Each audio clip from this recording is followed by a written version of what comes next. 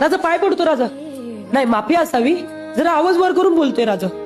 पण खरं तर राजा आता तुमचा जन्मदिवस येतोय राजा, म्हणजे 19 फेब्रुवारी. खरं तर मनापासून लय आनंद आहे राजा.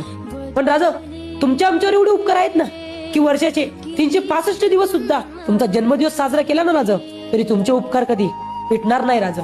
पण राजा आज तुम्हाला काहीतरी सांगावं असं वाटतंय राजा. आता अनेकांच्या मनातली शिवभक्ती जागी होणार राजा. राजा अहो तुमची काय मूर्ती घेऊन फिरणार राजा, काही भगवे कुडते घालून जय भवानी जय शिवाजी करून फिरणार राजा. पण खरं तर राजा तुमचा इतिहास यांनी जाणलाय का हो राजा? राजा तुमच्या जन्मदिवसाच्या दिवशी हे बाया नाचवतात राजा.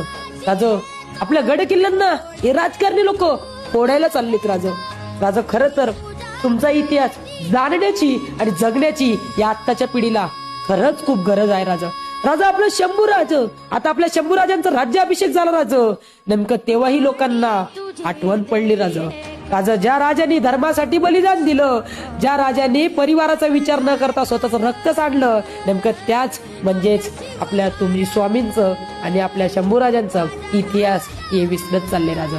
पण राजा मला मुळातच तुम्हाला एक सांगायचंय राजा की अशा लोकांना अत्तल घडवण्यासाठी पुन्हा एकदा तुम्ही जिजाऊंचाशी उभा पाहिजे राजा. तुम्ही एकदा जिजाऊंचाशी उभा पाहिजे राजा. आणि हा या 19 फेब्रुवारी करलं तरी चालेल राजा, पण आपल्या सह्याद्रीच्या गड किल्ल्यांवर